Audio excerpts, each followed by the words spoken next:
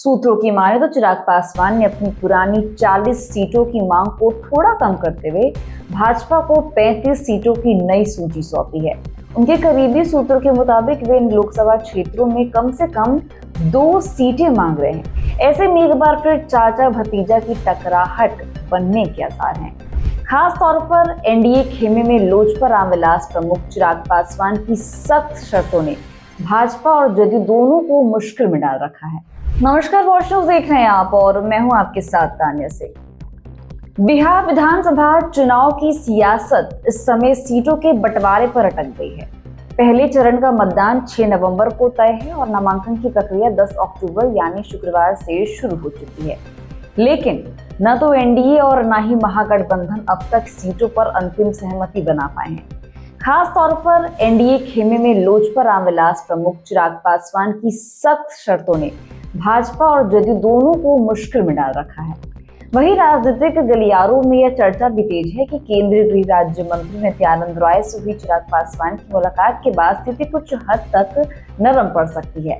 हालांकि चिराग पासवान अभी भी कुछ प्रमुख सीटों को लेकर अपने रुख पर कायम है और उनका यह रुख भाजपा की रणनीति को लगातार चुनौती दे रहा है। सूत्रों की माने तो चिराग पासवान ने अपनी पुरानी 40 सीटों की मांग को थोड़ा कम करते हुए भाजपा को 35 सीटों की नई सूची सौंपी है। वहीं भाजपा की ओर से उन्हें 26 सीटें देने का प्रस्ताव रखा गया है। साथ ही भविष्य में एक एमएलसी और राज्यसभा सीट देने का आश्वासन भी दिया गया है। राजनीतिक जानकारों का अनुमान है कि यदि भाजपा इस समझौते पर अडिग रहती है तो चिराग पासवान भी अपनी मांगों को आंशिक रूप से मान सकते हैं। वहीं चिराग पासवान की रणनीति में ये भी देखा जा रहा है कि वे अपनी पार्टी द्वारा जीती गई 5 लोकसभा सीटों जैसे कि हाजीपुर, जमुई, वैशाली, खगड़िया और समस्तीपुर के तहत आने वाले विधानसभा क्षेत्रों में अपनी पकड़ मजबूत करना चाहते हैं। उनके करीबी सूत्रों के मुताबिक वे इन लोकसभा क्षेत्रों में कम से कम 2 सीटें मांग रहे हैं ताकि अपने संगठन और समर्थन आधार को मजबूत कर सके। लेकिन उनकी ये मांग एनडीए के अन्य साझेदार दलों के साथ टकराव की वजह बन रही है।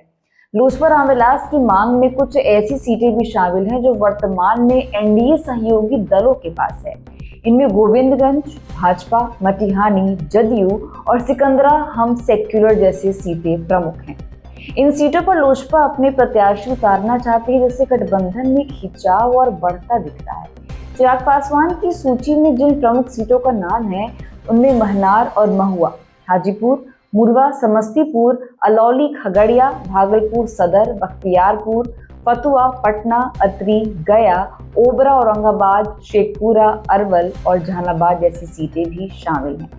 इन इलाकों में पिछले कुछ विधानसभा चुनाव में लोजपा का औसत प्रदर्शन अच्छा रहा है और पार्टी इन्हें सेफ जोन मान रही है। अलौली सीट को लेकर भी दिलचस्प मुकाबला देखने को मिल सकता है क्योंकि सीट पे पशुपति पारस की दावत करना चाहते हैं। ऐसे में एक बार फिर चाचा भतीजा की टकराहट बनने के आसार हैं। वहीं मटिहानी सीट पर चिराग पासवान की विशेष दिलचस्पी है क्योंकि 2020 में लोजपा से जीते राजकुमार सिंह बाद में जदयू में शामिल हो गए थे और चिराग पासवान इस बार उसी सीट पर फिर से दावा पेश कर उन्हें सबक सिखाने के मूड में नजर आ रहे हैं। इतना ही लोजपा के प्रदेश अध्यक्ष राजू तिवारी को वे गोविंदगंज से मैदान में उतारना चाहते हैं, लेकिन भाजपा का इरादा इस सीट पर अपना उम्मीदवार देने का है। बक्सर जिले की ब्राह्मणपुर सीट पर भी इसी तरह की खींचतान है, जहां चिराग पासवान हुलास पांडे को टिकट देना चाहते हैं। वहीं भाजपा संतोष राय को उतारने की योजना बना रही है। क्योंकि कुल मिलाकर बिहार की सियासी जमीन पर सीटों का यह मेल भाव जितना दिलचस्प है उतना ही एनडीए के लिए चुनौतीपूर्ण भी साबित हो रहा है। तो फिलहाल के लिए बस इतना ही। ऐसे अपडेट्स के लिए बने रहिए हमारे साथ। देखते रहिए वॉच न्यूज़। दीजिएगा इजाजत। धन्यवाद।